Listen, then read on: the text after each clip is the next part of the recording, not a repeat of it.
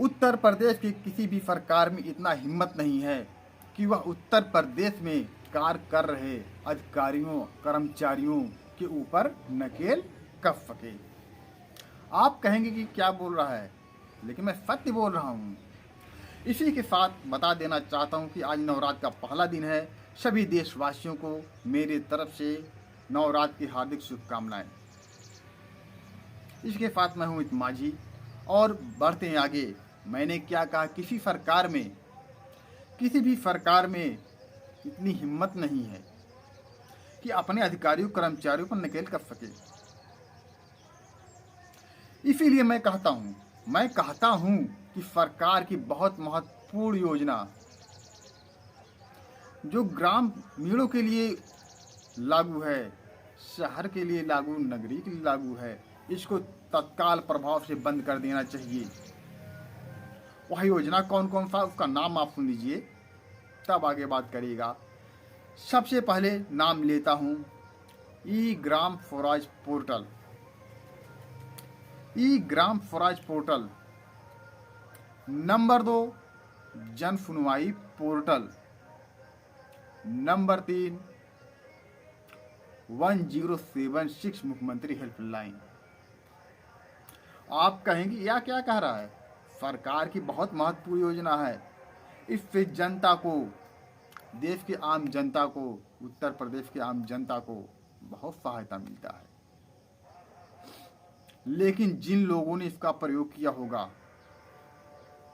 वो खुद बताएंगे कमेंट बॉक्स में कि उनको कितना सहयोग मिला। क्या एक बार में सहयोग मिल गया, 2 बार मिल गया, कितने बार में सहयोग मिला? जवाब आपका इंतजार करेंगे और विस्तृत जानकारी के लिए आप वीडियो को पूरा देखिए, तब समझ पाएंगे कि हकीकत क्या है। तो मैंने कहा किसी सरकार में हिम्मत नहीं है। हाँ, नहीं हिम्मत है। सबसे पहले मैं नाम लेना चाहूँगा ई ग्राम स्वराज पोर्टल। ई ग्राम स्वराज पोर्टल बना क्यों? ई ग्राम स्वराज पोर्टल जब बना, सरकार ने कहा कि इसके माध्यम से ग्राम सभाओं की, क्योंकि देश की अधिकतर आबादी गांव में बसती है, गांव के हर काम का हर आदमी जायजा ले सकता है कि आपके गांव में कितना पैसा खर्च हुआ। आप तो कहेंगे कि बहुत अच्छी बात है, सरकार ने तो बहुत अच्छा नियम निकाला। मैं भी कहता हूं बहुत अच्छा नियम है, लेकिन अब आपको दिखाने जा रहा हूं कि इसका कितना पालन हो रहा है। मैं उत्तर प्रदेश के अधिकतर जिलों का इसके माध्यम से खोला तो बहुत सी कमियां आई और वो कमी हमारे यहाँ भी है। तो उत्तर प्रदेश की जनता अगर देख रही हो तो देखिए और अपने यहाँ उस पोर्टल को खोल कर देखिए। हम क्या बताने जा रहे हैं, सरकार ने कहा था कि प्रत्येक काम का हर डाटा ई ग्राम स्वराज पोर्टल पर फीड होगा कि गांव में कितना पैसा खर्च हुआ, किस काम के लिए खर्च हुआ और कहां पर खर्च हुआ है। आप तो कहेंगे बहुत अच्छी बात है, जब इतना बड़ा योजना है तो इसको क्यों बंद कराने को बोल रहे हो? मैं बताने जा रहा हूं। मैं अंबेडकर नगर जिले के विकासखंड बसखारी के अंतर्गत, या सभी विकास खंडों में ऐसा है, अंबेडकर नगर जिला का कोई भी विकासखंड उठाकर देख लीजिए। ई ग्राम स्वराज ऐप पर ये तो दिखाया गया है किस काम के लिए कितना पैसा भुगतान किया गया। ये तो मान लीजिए, चलिए बहुत अच्छी बात है, किस काम के लिए कितना पैसा खर्च किया गया। लेकिन सबसे बड़ी कमी, सबसे बड़ी जालसाजी और सबसे बड़ी कमीशन खोरी कैसे करते हैं ये सब।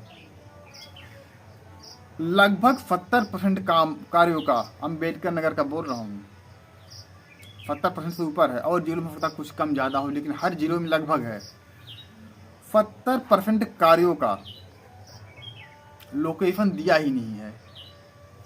इसको मैं समझाने के लिए एक उदाहरण दे दूं। अगर उत्तर प्रदेश के किसी भी व्यक्ति को अगर मेरी बात की सच्चाई जाननी होगी तो कृपया व्हाट्सएप करिएगा। व्हाट्सएप हमारे चैनल के डिस्क्रिप्शन बॉक्स में है, और वहाँ से हम पूरी जानकारी आपको ट्रांसफ़र कर देंगे। हमारे पास एक एक चीज़ का सबूत है, क्योंकि सभी सबूत स्क्रीन पर शेयर नहीं कर सकते हैं, सबूत बहुत लंबा है। इसलिए हम चाहेंगे कि आप खुद चेक करिए, खुद देखिए। तो लगभग 70% कार्यों का स्पष्ट लोकेशन नहीं है। वो कैसे? जैसे नियम है कि अगर कोई सड़क बना है, मान लीजिए, तो ये सड़क किसके घर तक, किसके खेत से किसके घर तक, किसके बाग से, ऐसा लोकेशन देना चाहिए। लेकिन ये सब क्या करेंगे? ग्राम पंचायत सचिव, जो ग्रामीण स्तर का सबसे बड़ा अधिकारी माना गया है एक गांव का, क्योंकि उसके बल पर सारा विकास होता है। लेकिन अगर यही अधिकारी सबसे बड़ा चोर निकल जाए तो विकास कैसे होगा? तो ग्राम पंचायत सचिव लिख देते हैं कि सड़क मरम्मत कार्य में इतना पैसा का भुगतान हुआ, लेकिन ये नहीं बताएंगे कि कितने पैसा का भुगतान, कहां से कहां तक सड़क का प्रयोग किया गया, ये नहीं बताएंगे। आप ई ग्राम स्वराज फोटो उठाकर देख लीजिए फाइनेंशियल प्रोग्रेस पर। नंबर 2, बहुत से गांव, सबसे ज़्यादा घोटाला यहीं पर हमें दिख रहा है। ग्राम सभा के विभिन्न स्थानों पर हैंडपंप का मरम्मत कार्य, हैंडपंप रिपोर्ट विभिन्न स्थानों पर। विभिन्न स्थान कहाँ है? क्या विभिन्न स्थान का नाम सुन करके इतना बड़ा ग्राम सभा होता है? क्या आप जान जाएंगे कि कहाँ पर हुआ है?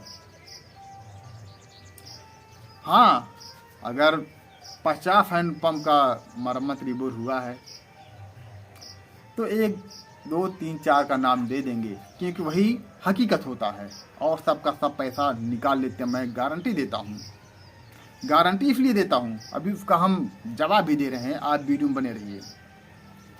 तो ऐसे बहुत से कार्यों के लिए बिना नाम दिए, बिना स्पष्ट लोकेशन दिए, नाम देते हैं, स्पष्ट लोकेशन नहीं देते हैं, और पैसा खारिज हो जाता है।